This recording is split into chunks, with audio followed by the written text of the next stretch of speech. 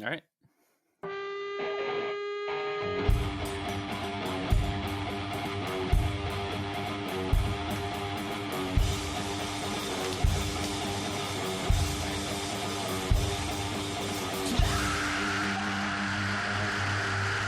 All right, coming at you live all the way from the lower bottoms of West Oakland. It is Sound Waves. As we speak, it is Thursday, May 21st, 2020, in our year of coronavirus lockdown, sheltering in place. It's a trip. We're seeing more and more people revolting against their own best interests. By not wanting to shelter in place, and also by not wanting to wear a mask, citing that it is infringing on their freedoms. Today I'd like to say friend of show and economist, Arash Kolahi, and we're going to talk about freedoms. Freedoms in a capitalist system that I think are more of an illusion than anything. Again, I found Mr. Kolahi on Twitter, where he has these gorgeous tweets that explain a point so succinctly. The one that really caught my eye recently was this one. Capitalism is inherently and by definition anti-democratic, alienating, inequitable and unfair, environmentally destructive, a zero-sum game that rewards the worst and punishes the best of humanity. Democracy means those affected by decisions get to have a say in those decisions. Capitalism, from its top-down workplaces to its market system, which exclude all affected by transactions other than the buyer and seller, are inherently anti-democratic. Did you want to expand on that a little bit? Yeah. I could go on and read the whole thing. But Absolutely. Well, first of all, thanks for having me. I'm glad to be back on your show. Love you here. So yeah, I think you mentioned freedom. Mm-hmm. You mentioned democracy. I think it's important to define our terms, right? I don't think by freedom anybody means you could walk down the street and just punch a random person in the face. I mean, it's obviously that's ridiculous. That's a ridiculous conception of freedom, but I think it's important to make the distinction of why it's ridiculous, right? It's ridiculous because what you're doing is now affecting somebody else, right? So what? And I think I think anarchists really have a very sort of like eloquent and nuanced perspective of freedom, which I think the left would do well to kind of embrace, which is, taking into account who is affected by decisions, right? So, real freedom means, at least in my opinion, and what I consider to be sort of like the anarchist tradition, real freedom means having self-determination, right? It means having control over the decisions that affect your lives. And it means that, if a decision only affects you, you have and should have full control over that decision, right? That's basically self-determination. You want to paint your bedroom purple because you love purple. Nobody should be able to tell you can't do that, Exactly. It doesn't affect anybody else, right? But should you be able to go and paint your neighbor's house purple? Absolutely not, because that's now affecting that affects them. I mean, it's a very simple concept, but I think a lot of people are, and I think it's done intentionally. There's a lot of propaganda with freedom and democracy, So there's a lot of sort of intentional confusion as to what these things mean. But I think it doesn't take a lot to kind of, scrape away that that fake sort of propaganda and just get to the heart of it, which I think, and I'll just go out and say it, and then we'll kind of go through why I think it's a good definition of Sure, sure. freedom and democracy. So to me, and what my understanding of a lot of like anarchist tradition is that people should have a say in decisions in proportion to the degree that that decision affects them, right? So if a decision only affects me, then only I should have a say in that decision. If it only affects you, only you should have a say. But what if there's a decision that affects both of us, right? Let's say you want to do something and it's going to now affect somebody else other than you. Well, then whoever else is affected should now have a say, right? So it's just so simple, really. Um, and it kind of gets to the heart of like the ridiculous things that we're seeing, like when somebody walks into the store and is like, why should I wear a mask? We live in a free country. Well, yeah. Well, nobody's telling you to wear a mask in the privacy of your own home. I mean, you're Exactly. you're free to do what you like if you're not affecting anybody else. But that's not freedom. I mean, it's a ridiculous conception of freedom that you can just do whatever you want regardless of its effect on others, right? So wearing a mask, um, obviously, whether or not in public, especially in close spaces, whether or not you wear a mask does affect others, right? It does affect public health. And so, I think rather than thinking in a very simplistic terms of freedom, which is like I could do whatever I want and I don't care about its effect on the environment. I don't care about its effect on humanity or my neighbors or anybody else.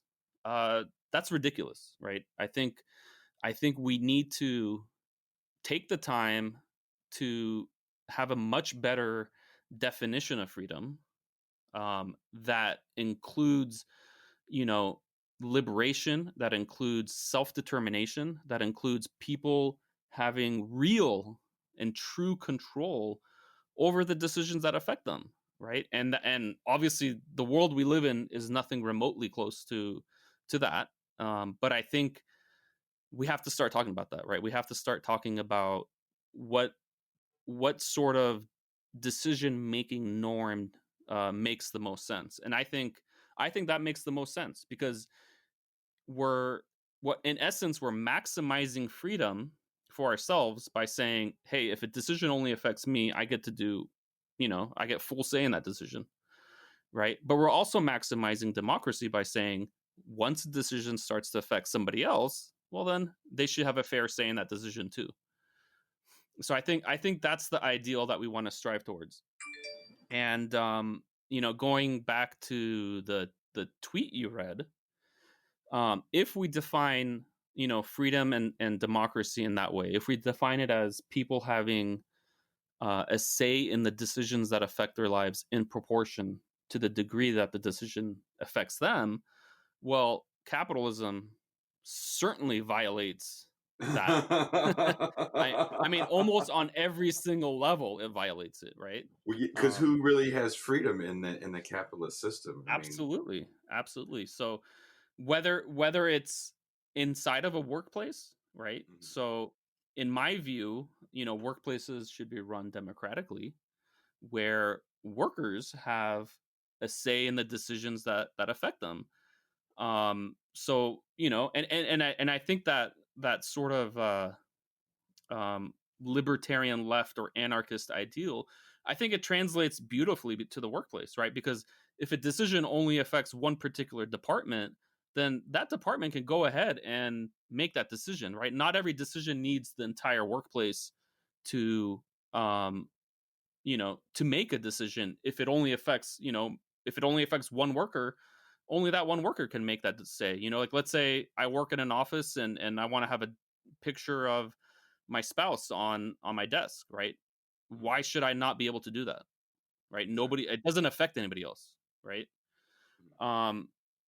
So I think it translates, but obviously capitalism violates that, right? Capitalist workplaces are top down, they're hierarchical, and there's very little decision making, say, for the working class, right? So about 80% of the population, 80 to 85% of the population, has practically zero say in anything at their workplace, which violates our, our norm, or our ideal of freedom and democracy, right? And I've also mentioned markets because people don't always, associate markets with being anti-democratic, but they are actually by definition anti-democratic, right?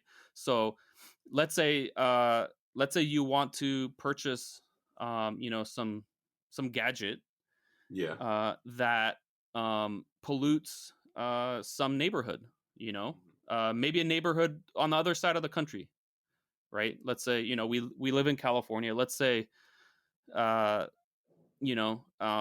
by producing this gadget, it pollutes Michigan or something. By definition, right? The buyer and seller within markets have full say whether or not this gadget is produced.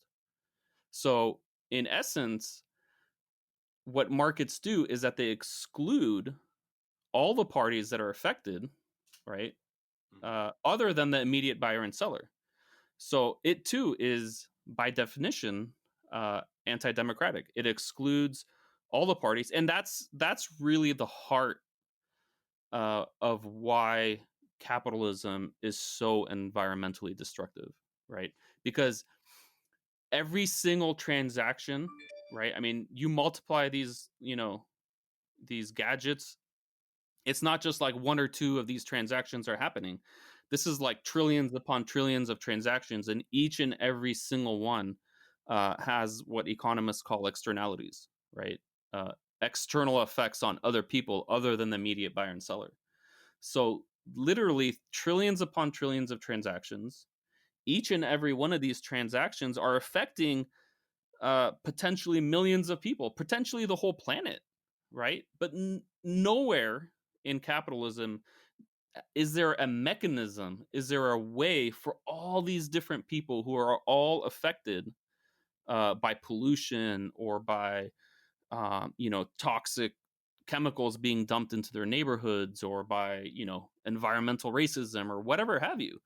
None of these uh, groups or people who are affected by these decisions uh, within capitalism have any way of registering their opinion about that transaction, right? And so, year after year, trillions and trillions of transactions after trillions of transactions, what happens, right? Uh, we get environmental degradation, right? Mm-hmm. Because all these little environmental externalities add up, and that's really the heart of why capitalism is both environmentally destructive and why it's anti-democratic. And to that point, I feel like the propaganda machine of the capitalist machine has worked so well Yeah. that people truly believe that there is no other way outside of the system. So when you have Bernie Sanders and kind of the AOCs of the world presenting us with a Green New Deal, Mm-hmm. first of all, just the rhetoric of that should inspire some sort of hope, because the New Deal literally changed the trajectory of this country. Absolutely. And there's kind of this flippant, that's some hippie bullshit, by mainstream media. And that's across both platforms. I'm talking not just Fox News and the reactionary right of the internet, but I'm talking also the CNNs and the MSNBCs as well, because they're so in bed with capital when it comes to the fossil fuel industry, shit, even down to like the garment industry, Mm-hmm. right? a fast fashion that is destroying places like Bangladesh and India. Um, how do we break down? How do we start to break down that wall of propaganda? Honestly, I think the thing about propaganda, Mm-hmm. and this is just anecdotal, this is just from my own experience. Mm-hmm. Um, it's like a house of cards, right? I mean, it it takes almost an entire lifetime of hearing this propaganda to have a particular viewpoint that like is so ridiculous that like say for example, capitalism is freedom. Mm-hmm. If there wasn't that propaganda, I think it would fall apart. The house of cards would fall apart very quickly. Now, of course, um, those who benefit from the system are not going to let up. So, in my experience, it doesn't take a tremendous amount to sort of poke holes.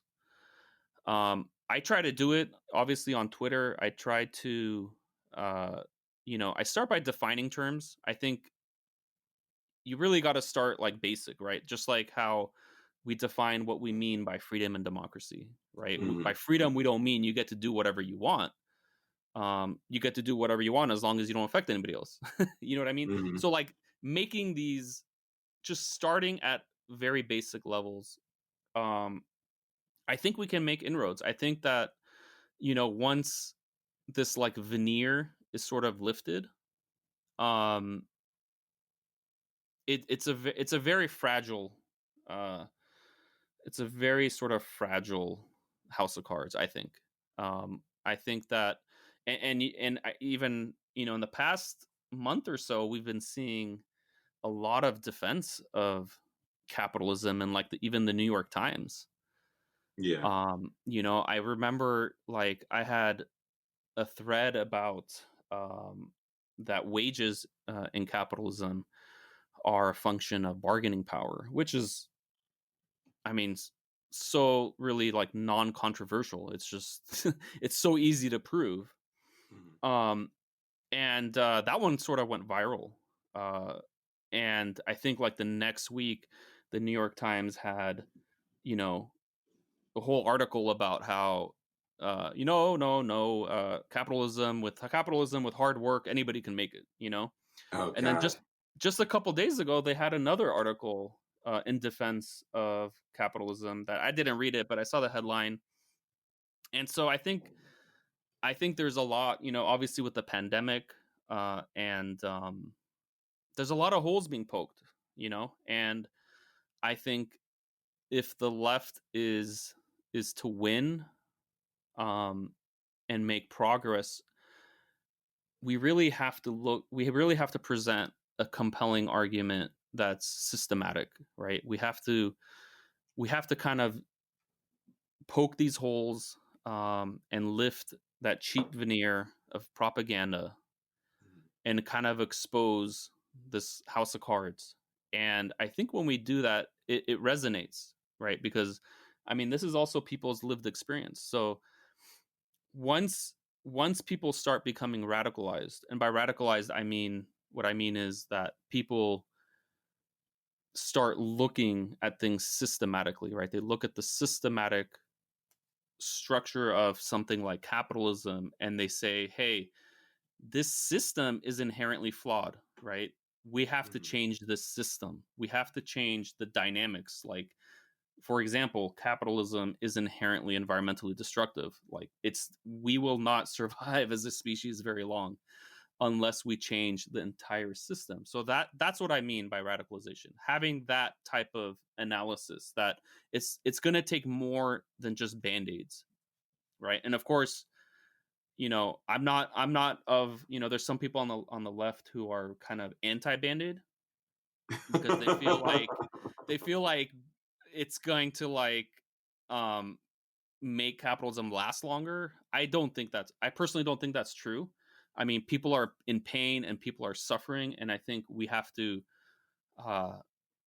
help within the existing structures. I mean, we have to alleviate as much of that pain and suffering as possible, but do so with a critical sort of analysis, right? Give people the tools so that they can start radicalizing and seeing that most of these issues that we face are structural and systematic issues, and it's going to take a system change to ever really get forward, to move forward, right? So I definitely advocate for band-aids. I mean, even like you mentioned, like the green new deal, like that's a band-aid. It's a great Yeah, band-aid. I mean, we yeah, we need that, yeah. but it's still a band-aid, right? And I would never say no, I'm not for the green new deal, because it's not like everything. It's not like a whole new, like that. I don't think that's going to resonate with people, and I don't think that's really helpful. I think we have to strive for these band-aids, and we have to alleviate the worst of capitalism and the worst of our political environment, but do so, in a way that highlights the systematic and the structural issues, right, of the system, so that people will start becoming radicalized and having a more critical perspective of the society that we live in, right? Uh, it's funny. Have you seen this series on Netflix called Trial by Media? I have not. Do you have Netflix? I do. Okay, I should have asked that question first, because some people are like, I don't have Netflix. No, I'll check it out. It's so I've fallen down a rabbit hole with this show, and there's a few episodes that definitely have resonated with me, and to what you're saying, or to what this whole conversation is about.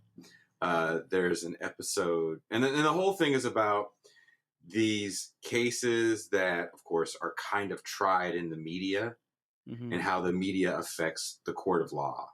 Hmm. And each one has a different director, so they're very different takes on each trial. Hmm. And there's one about this guy named, I forget his first name, but his last name was Scrushy, and he ran a company called Health South in Alabama. Hmm. And he was one of the top CEOs in the country for a long time. And it was all a fucking scam. He wasn't turning the Hmm. profit that he said he was making. He was lying about it for years. He amassed great wealth, Hmm. right? Hmm.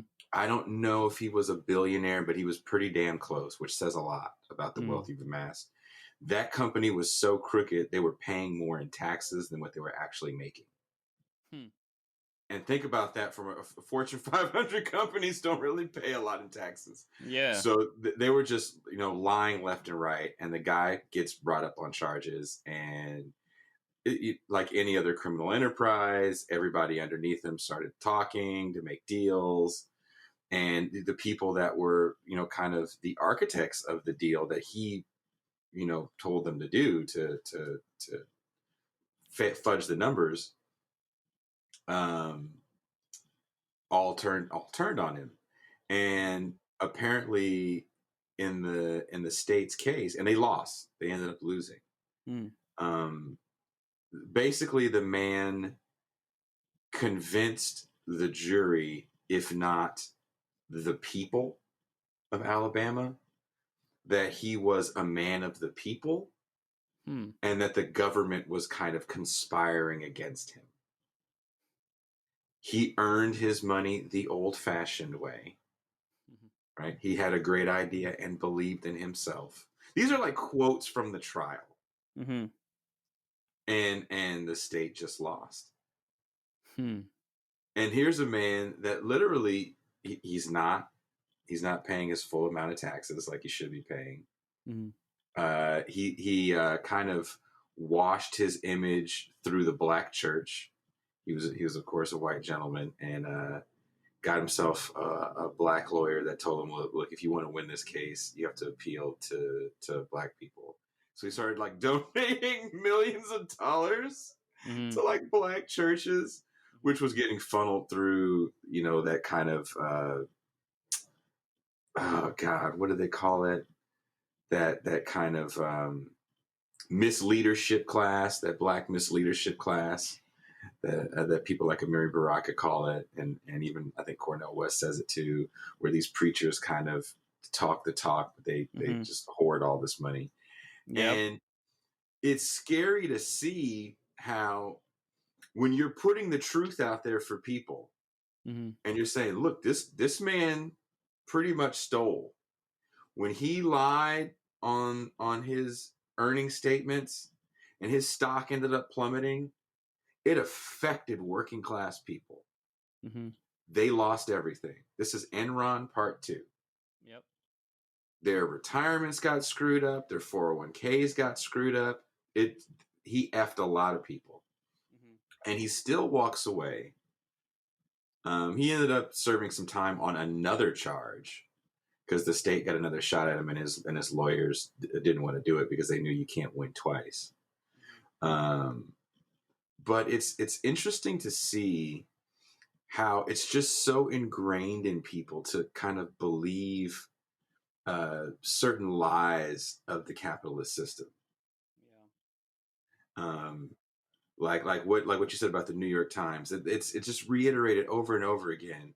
Mm-hmm. It's hard work, and if you are mad at someone for amassing if you're mad at Bill Gates and Jeff Bezos for amassing this wealth, it's because you're jealous because you didn't believe in yourself the same way that they believed in themselves, and it's like that's not true. Like you can't just use the secret to billions. Yeah. Like and Yeah. the guys that do generally get caught.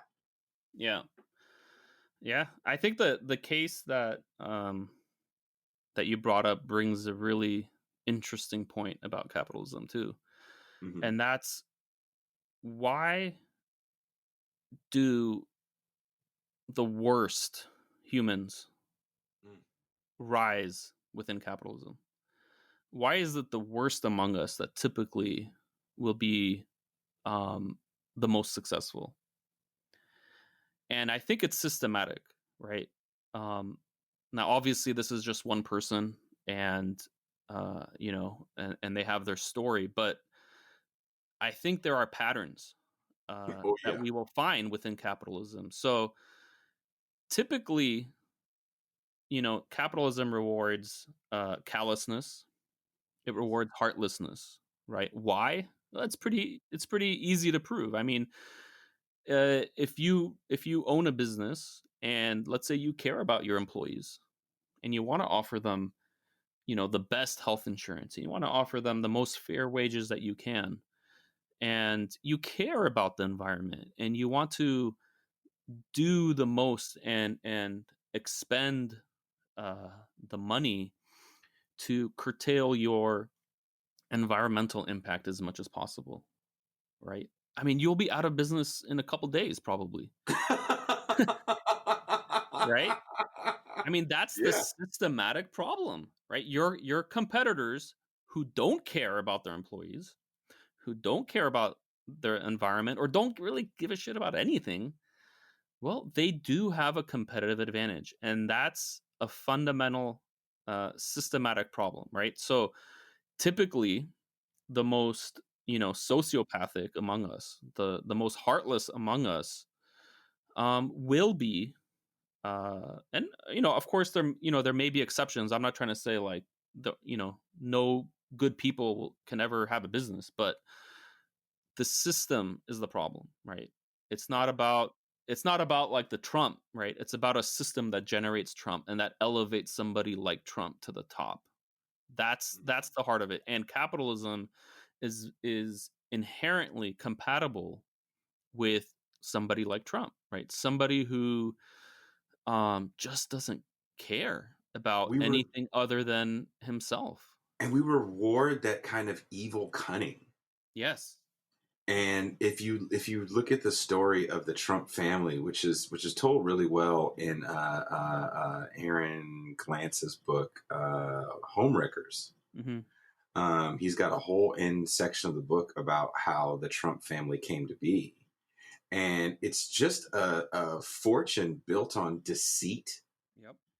and lies and oh God, extraction, and it's almost like we talked about this in the last episode. Like that is he is the comic book villain capitalist. Yeah. If you were going to make a cartoon of what a bad guy capitalist would look like, it would be either Donald Trump or Mitt Romney, in my opinion. Yeah. And where Yeah. Yeah. And that's, go oh, ahead. sorry, go ahead. And I feel like he had a TV show where he kind of got valorized, and then for the Mitt Romney characters of the world, like the Gordon Gekko, Michael Douglas, great actor. I'm sure he might not think the same way as Gordon Gekko because he's just an actor. But that role really, a lot of people really wanted to be that guy, that greed is good guy. Yeah. In the Yeah. 80s. I mean, And our it's culture ingrained. definitely, yeah, absolutely. Absolutely. It's even beyond just capitalism. I think our culture reinforces that. Um, which, obviously it's bad enough as it is that capitalism rewards it. But then, there's a lot about our culture that reinforces it as well. And in the tweet that you opened up with, I mentioned that capitalism rewards the worst of humanity and punishes the best, and that's really what I meant is that it rewards people like Trump and like the capitalist just who doesn't care about anything other than themselves and wealth accumulation, right? That's who moves up, right? It's a system that systematically will elevate and reward those who are willing to just cheat people, are willing to con their own workers, and to I mean, even like Trump, like there's so many stories of him just not even paying his bills because like Oh who God, gives yeah. a shit, Yeah. like independent contractors just go bankrupt just dealing with the guy. And that's the type of heartlessness and callousness that capitalism rewards the most, and Uh-oh. Did we it's a lose you? systematic problem Uh-oh. that obviously We is one lost of you. the flaws of capitalism that I think it's important to Arash, talk about. It's important to talk about I and think we lost you. break down these Hey, like you hey. said yourself, like the propaganda and the culture that we have that sort of you know elevates Okay. this type of pathology, and I think once we do that, it kind of really clarifies. I mean, a lot of this stuff really just like radicalizes people. Like once you kind of get through a little bit of this propaganda, Oh my God. it definitely has an effect.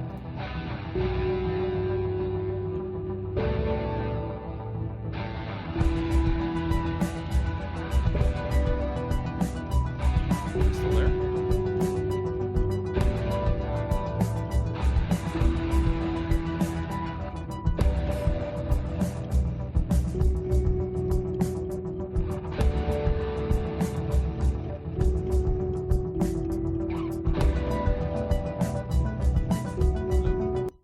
All right, can you hear me now? Yeah. Okay, sorry about that. No worries. I think my internet got turned off for a second, It's all good. and now we're back. So sorry about that. Um, I'm so upset. Oh no, it's all good. It's all good. Well, here I'm gonna get your train of thought back. So I'm gonna read another part of this tweet from Arash. Instead of rewarding people equitably and fairly for things we have control over, like effort, sacrifice, or duration of work, capitalism rewards bargaining power, systematically enriching the already rich and powerful. So not only does capitalism rob us of economic democracy, the fulfillment that comes from participation in decisions that affect our lives, it also inherently robs us of fair and equitable wages. Capitalism is also inherently and by definition inefficient, wasteful and environmentally destructive because it is incapable of taking externalities into consideration, and two, it incentivizes and rewards externalization of environmental degradation, which is also something we talked about earlier in this conversation. But I think that's like a big kind of what we were talking about with the Trump thing. We look at that evil cunning as outsmarting a system, quote unquote. Mm-hmm. And then those people always say the same shit. I worked hard to get where I am. Mm-hmm. And it's like, really? What'd you do? Yeah. Give me a step-by-step list of what you did. And they tell some story about day and night and in an office. And you're like, what the fuck were you doing in the office?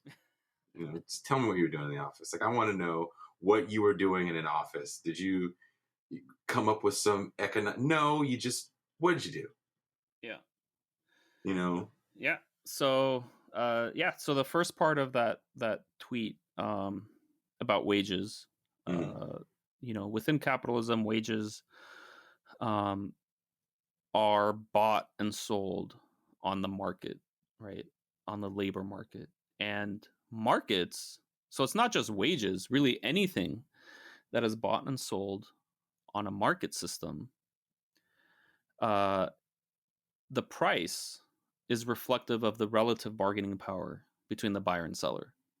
That's pretty, non-controversial and easy to demonstrate using economic models. Just to give a very brief introduction,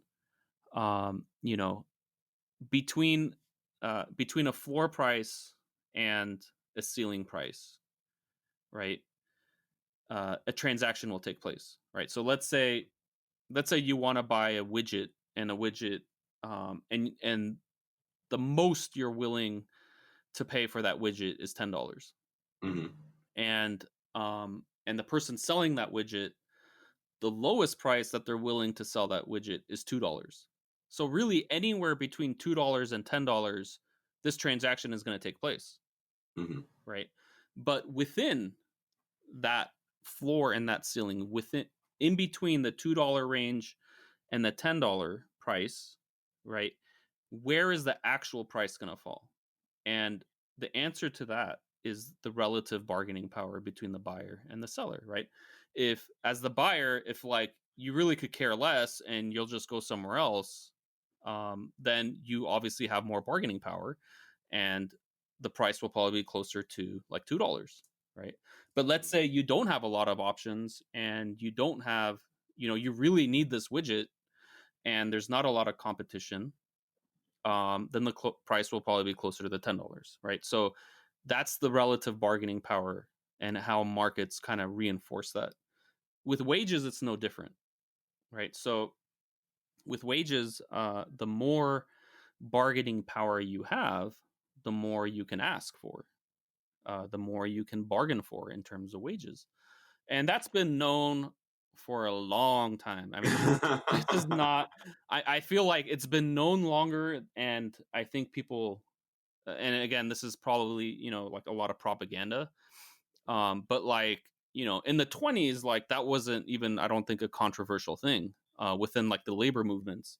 Like that was everybody's understanding that, labor movements and unions increase your bargaining power because you have collective bargaining power, right? You can collectively bargain for a better wage than you can individually, and other for other reasons as well, because they, labor unions have ways in which they can make workers less dispensable, right?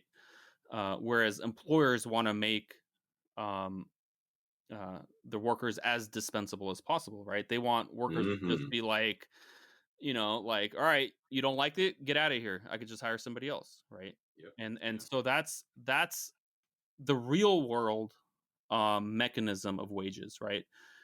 Employers seek to pay as low as possible, all right, because they want to maximize their profit. I mean, nothing I'm saying should be really controversial.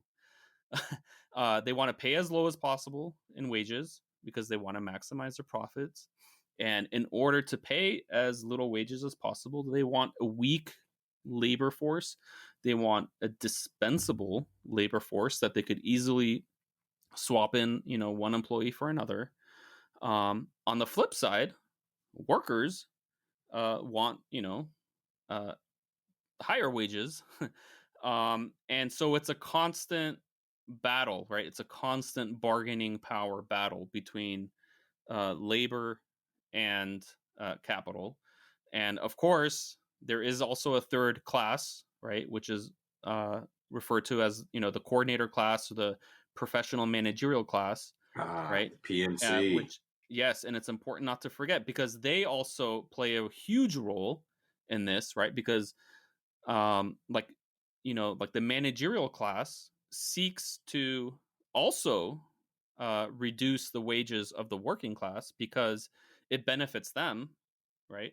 But at the same time, they also receive a wage from capitalists, right? So they also try to make themselves as indispensable as possible. They try to make themselves as important to the capitalists as possible, and they reinforce the power dynamics of capitalism and capitalists, excuse me, in that way, right? So they also seek to lower the bargaining power of the working class. So there's really like a three class constant battle of bargaining power, and wages are reflective of where a society is in that battle.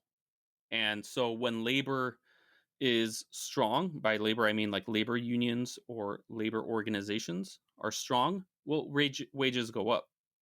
And when they're weak, and when workers are just as dispensable as possible, well, wages stay flat or they go down, which is pretty much what has been happening here in the United States for Last the past 40 50 years. years.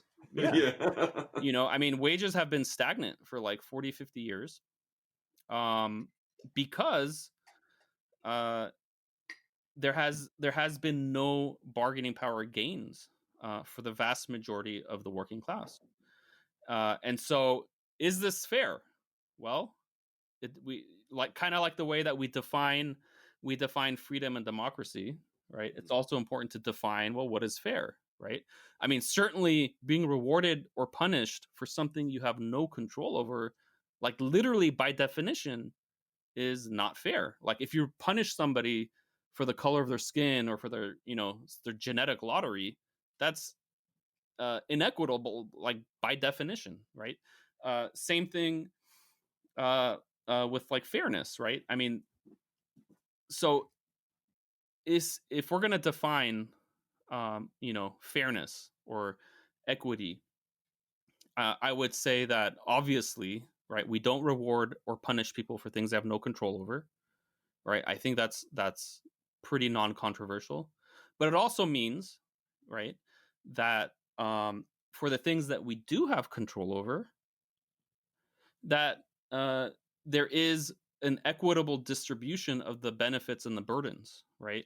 In other words, if one person puts in twice the duration of work than another person, okay, well, they put in more time. That's something that they had control over, and they actually did, put in they worked twice as long as another person. Is it equitable for that person to be rewarded, you know, uh, proportionately more for that? I would say you can make that argument, right? So my, my take is that, first of all, capitalism is just completely not equitable when it comes to wages because, like we described, it's based off of bargaining power, right? So Yeah. in my opinion, a good economy, which I tweet about, and I really like an economic model called participatory economics, um and within that model, uh workers, right, which, and again, workplaces are, in participatory economics, workplaces are democratically run, right? Workers would receive wages based off of, only things that they have control over. like effort and sacrifice and duration of work. And everything else, which is inequitable, would be not rewarded or punished within that type of economic model, which I think is a good and ideal thing to strive towards. You say capitalism is a zero-sum game, and it undermines our natural emphatic tendencies by pitting us against one another through institutions that require us to trample on one another to get ahead. Absolutely.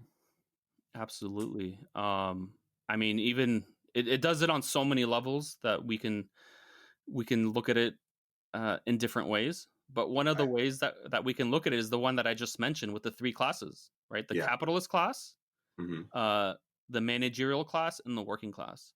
For each one of these classes of people to get ahead, the other two, or at least one of the other two, has to lose, right? So for capitalists to increase their profits, right, they have to extract more from the other two classes. So it's a zero sum game in that sense. I mean, it's also a zero sum game in other ways as well, but that's a pretty, clear and obvious case where, in order for one class to get ahead, like for the working class to get ahead, the other two would lose. But it's usually the other way around, where it's really for the capitalists to get ahead, the other two classes, and it's most often, because of the bargaining power, it's most often labor who loses out. So that's a zero sum game. And if so, with this current, was it the CARES Act or the HEROES Act is the one that's coming out now, or they're going to be voting on soon. I didn't see any provisions or anything for labor. I saw that there might be another $1,200 stimulus. This looks to be a huge gift to the healthcare industry with an extension of COBRA. Yeah. Are we trying to make more surplus labor by just starving people out? Absolutely. I mean, that's how you drive wages down, right? I mean, let's just paint the picture, the reality of what we're dealing with. Unemployment right now is about 25%. Jesus. Which is close to the worst months of the Great Depression. About 50% of households have lost income. 20% of renters have missed their rent payments. It's not a good situation. And I don't think, among anybody who was, seriously paying attention, any of this is a surprise. We all knew what was coming. There's really no economic reason for the level of, well, let me say there's really no good economic reason for the level of pain and suffering that we're experiencing in this country right now. Like you said, a lot of this does depress wages because wages are a function of bargaining power, and the more desperate you are, the lower wages you're willing to accept. And we've seen a little bit of a bump. We've seen a little bit of a bump in wages, a little bit, right? Yeah. So I was I was disappointed with that HEROES Act. I think that the best parts of it were taken out, or I don't even know if they were ever seriously considered by the Democratic establishment. But the $2,000 a month payment. So let's go back. Let's go back a little bit further. Let's go back to the Great Depression. Okay. If it wasn't for, and again, how anti-capitalist I am. Yes. Right? But we have to understand that so long as we're enduring the system of capitalism, which I think we should move beyond. Okay, but in the meantime, so long as we have to endure this system, we should do well. We would do well to at least understand it. Okay, and Keynesian uh, economics, right, which in a nutshell, right, uh, basically said that these downward recessionary and depressionary cycles would lead to a death spiral, right? Because as employers and corporations see contraction in the economy, they will then withhold their resources from the economy, because why? Of course, they want to maximize profits, right? And they want to, but they also don't want to lose, right? So it creates a cycle, a downward cycle of layoffs, which then would then reduce, consumption, which would then further reduce employment rate, which would then further reduce consumption, and so it becomes a very downward cycle of just economic misery. And really, the main reason we were able to get out of the Great Depression was because of this sort of Keynesian understanding that in order to break that cycle, we have to stimulate consumption, right? And I'm not saying, uh, you know, in the long run, this is the best system, and we should keep doing that, because obviously there are problems with capitalism and the cycles of capitalism. But until we get to that point where we no longer have to deal with this nonsense, we have to understand that the instability and the cycles that capitalism presents, and this is one of them. So, back, I don't know, maybe in March, it was estimated that GDP was going to have about a 20% contraction, right? And that comes out to about $4.5 trillion.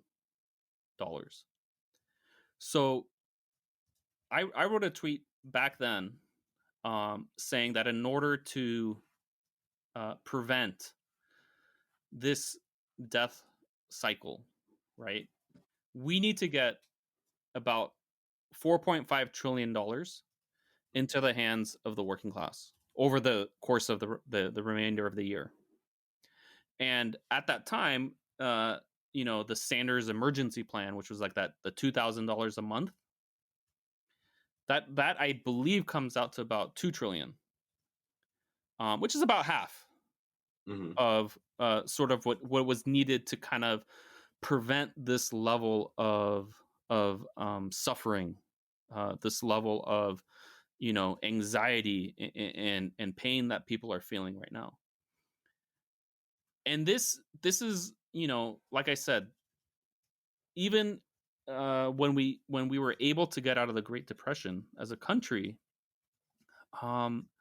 within the field of economics, I believe, and of course, there's always the fringes, but it was generally understood that there is some validity to this Keynesian understanding that if we don't do something to disrupt the death cycle of a recession or depression, it's going to be really bad, and it's going to be almost next to impossible to get out of that situation, right? And of course, Keynesian economics also has some problems, right? Which is kind of a longer conversation, but we'll maybe do that another day. Yeah. But at the very least, right? I don't think it's really a controversial thing to say that in order to have prevented this level of suffering, right, we've kind of what needed to happen, right? But that's why when I started, I said there's no good economic reason for this level of suffering that we're going through, right? Because good economics, and by good economics, I mean within the context of this horrible capitalist system that we have to endure, right? We've kind of known that, like, we needed to get the stimulus happening quickly and decisively, and it would have been most effective to put the money into the hands of the most vulnerable, right? Because they're also the ones who typically will be spending it to sustain their lives, and that would help keep the economy afloat to get through this. And of course, we definitely needed the rent moratorium and a mortgage moratorium. There's a lot of that we could have done, And we got which none of that. No none of it. protections. Exactly, we got none of that. And so a lot of that, I think it's power. It's more a reflection of not that we didn't know what should have been done. It's that the working class has just lost so much power in the political system, in the political arena, that we got nothing basically, right? So um a lot of it is not because the obviously corporations and the 1% were just showered with trillions of dollars. So it wasn't like we couldn't have done it. It was a conscious decision to weaken labor further, and just not to give a shit about the majority of people. It's kind of like, it's so frustrating to see these bills keep coming up, and constantly there's these it seems like further to the left senators and congress people that are pushing for the rent freeze and a mortgage freeze, and then all you get are like these really horrible like forbearance agreements, where we'll give you a little bit of relief, quote unquote, but you're just prolonging the gauntlet. Yeah. With these crazy ass agreements where it's like, well, you don't pay your mortgage for so many months, on the fourth month you got to pay it all. Yeah, because as if like we just we're just just saving like that you're just money. saving it, yeah. It makes that would like basically does nothing really. I mean, and we'll there's give you nothing to actually help people. a one-time payment of $1,200, and then on the class war side of it, what's really been a frustrating conversation, and one that I really want to try to hammer home with people, is that we have to understand solidarity. And so for example, I work at one of the emergency shelter hotels. Side note, you should probably, I don't know if you read the LA Times, they've had some really good actually front page articles on what's going on in California with this our unhoused population. I think LA has like 15,000 rooms set aside for homeless people, and they've only used like 3,000 of them. Wow. We're kind of the opposite here in Oakland, and I work at one of the hotels. And it's a rent thing. They're renting these hotels, and these hotels were taking a loss, especially here in Oakland. There's really, unless you just want to come to Oakland, the Raiders are gone, the Warriors were gone, so people just weren't coming to the hotels. So they were already taking a big loss, and now that the counties come in and they're renting it for a good amount of money, some of the hotel workers had to stay, and they didn't get a big bump in pay for a quote unquote hazard pay. And for some of them, it's like, well, it's better for me to go on unemployment than to stay here. And instead of looking at that as an indictment on a broken system, people are looking at it as more of a portrayal on a lazy individual. And I just don't agree with that depiction. Yeah. I think if you're in a situation where it's better for you to go on unemployment for a little bit, I mean, it's not forever. Right. So I think the people that are like, oh, you lazy son of something, I have to go out and do blah, blah, blah. It's like, but that's not forever for them. they're going to have to figure out what to do in 6 months.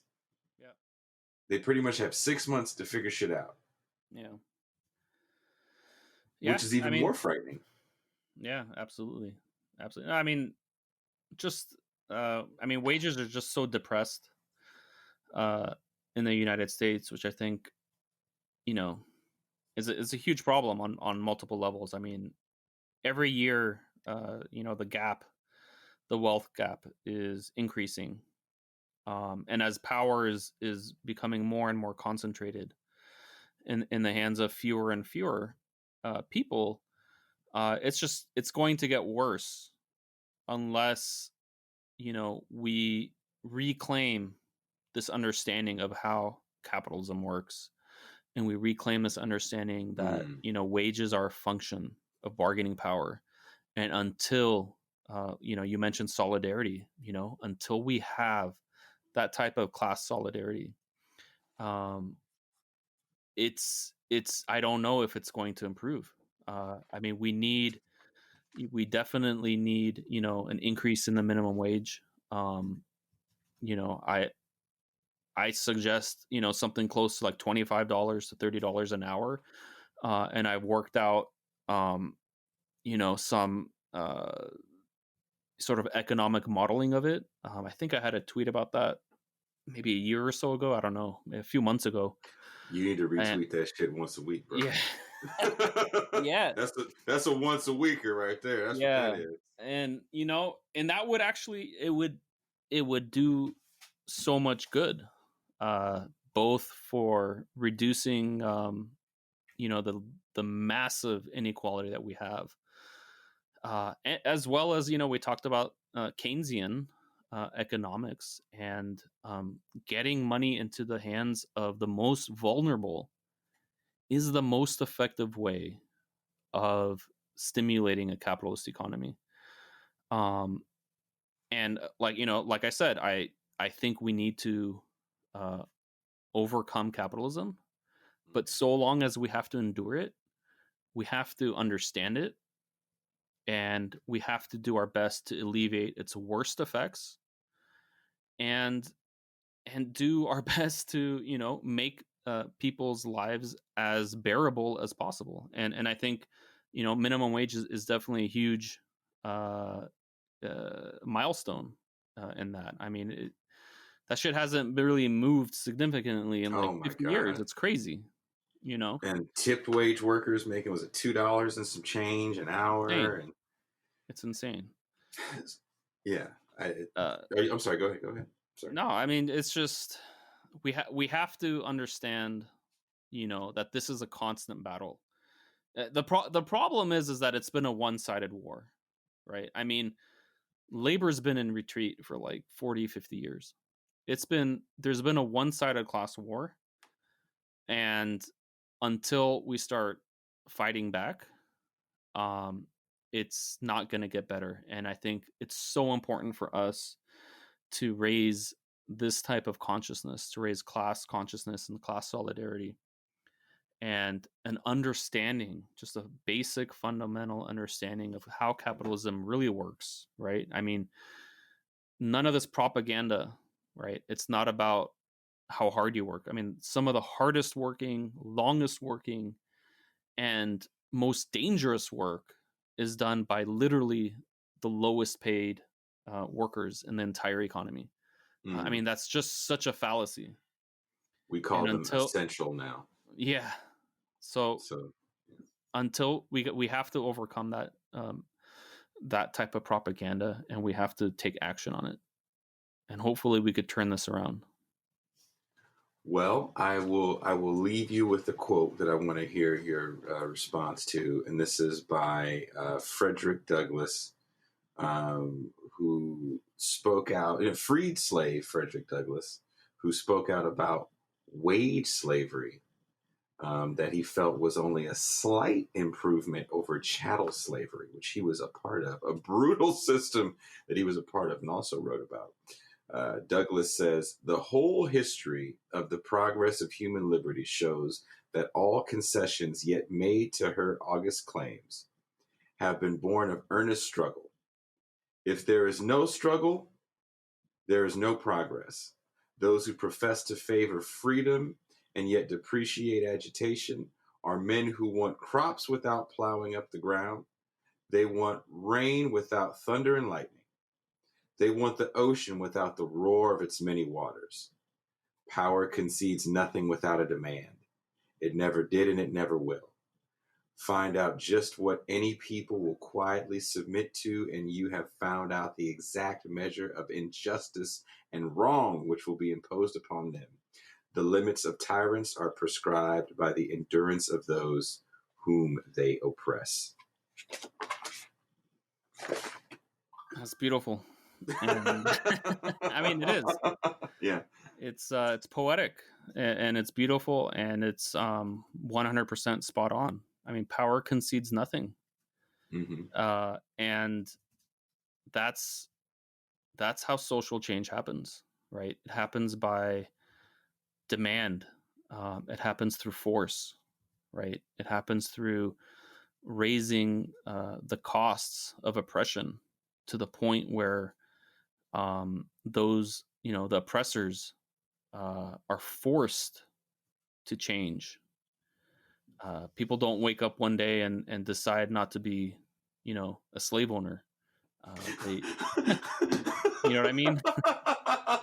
That doesn't happen. And you know what? Maybe you know what, Arash. Maybe that's the lens we have to view this in. Maybe we have to say people don't wake up one day and realize that slavery is bad. So owners of businesses don't wake up one day and realize that you have rights. Exactly. Slave owners lived in a system where they would go to church and there was a pastor that told not only them, but their slaves why they were where they were in society. Mm-hmm. Exactly. So that goes down to that, the famous sort of cliche, power corrupts. Yeah, Absolute power corrupts absolutely, absolutely. and it's ingrained um in our human nature, right? We want to see ourselves in a positive light. So when we do something oppressive, we rationalize it, right? We don't want to look at ourselves in the mirror and see a total scumbag. At least for the most people don't, right? So they have to rationalize their oppressive actions, and it becomes sort of this self-fulfilling cycle, right? Mm-hmm. And it becomes like a blinder where you don't see your own privilege, and that's why power corrupts. And it's the same thing with slave owners, right? And that's why um you know they're not going to wake up one day and decide, hey, I don't want to be a slave owner anymore, this is not right. Instead, the way it ends is, by force, right? It ends by saying, when enough people stand up and say, hey, this is not right, this oppression must end, and we have that level of solidarity, and we come together, that's how change happens. And I think, like you said, it goes from slave owners to business owners. It People who are so ingrained in that system, and so ingrained in the rationalization, right? Of, oh, I have everything, I got my millions because of my own hard work and I deserve it, right? All of that becomes, the story that people tell themselves. And that's exactly how power corrupts, right? And so, um, that just, to go back to the quote you said, that's exactly why, um, you know, un- until people stand up, right? Mm-hmm. There's gonna be that level of oppression that we allow, right? And until we say enough is enough, and I'm hopeful. I think that there's a lot of awakening happening. I agree. There's a lot of, I'm still somewhat, optimistic that we can, still make significant social changes, but it's not going to happen at the in my opinion, it's not going to happen in the electoral system. I mean, I think the electoral system has become so sort of ingrained in reinforcing of maintenance of the power structures that exist, that it has to be outside of the political system. It has to be movements, right? Movements. I agree. Like general strikes, using the same tactics that the left has always used to win. Like, we need to sort of relearn some of that history, from the abolition movement, to the labor movement. All of these movements, the core of the movements were always outside of the electoral system. They forced the electoral systems to make these changes, and I think that ties in beautifully with that wonderful quote you just read. Well, I need to get you on here one day to do like a labor history, some sort of Mother Jones quick history or something, or like a labor history for dummies kind of thing. Sure Because thing. I think we've forgotten how movements work, and I think we all got swept up so hard in the politics of change over the last, now I say 12 years. So I'm going to start it back with Obama. The Obama election really got people swept up in that whole rhetoric of change. Not much did change. There's still people that believe that there was so much change during those Obama years. But during the Obama years, I saw homelessness right here on the street that I'm speaking on right now explode. Yeah. So the rhetoric of political change through electoral politics hasn't really helped us out. The political theater of the Democratic class in Congress is sickening at this point. Tomorrow, I actually have Shahid Buttar is going to be my guest tomorrow, so we're going to have a very interesting discussion about Nancy Pelosi and Congress. Yeah. Very nice. But thank you once again for coming on the show. Is there anything you want to plug? Nah, just get active. That's the takeaway. We need to build left institutions outside of electoral politics, and there are great left institutions that one can join, but just get active. And if you are active, try continue to be active, and continue to try to get more people, and you have to expand the left. Have these sorts of systematic and these deep rooted issues of capitalism, of our political system. We have to look at things systematically and structurally, and I believe that's how we get people to join the left. Well, Arash Kolahi, thank you very much. Please don't hang up. Here is some music. Thanks for having me.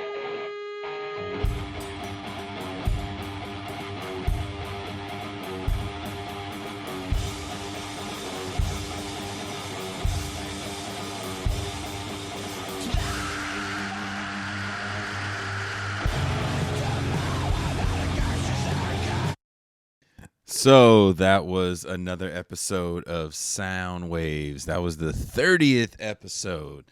Again, I can't believe that we've been able to do so much. I want to thank everybody that's been a part of the show, every guest, all the help from band members and other homies that have helped get us to 30 episodes. And now for the first time we're getting to premiere a song since we've been locked down. Been doing a lot of recording here. There's a new song that we dropped on our Facebook page, I believe, called Throwback. definitely for me, the main drum beat in it is a throwback to, like, for me, kind of old school hip hop.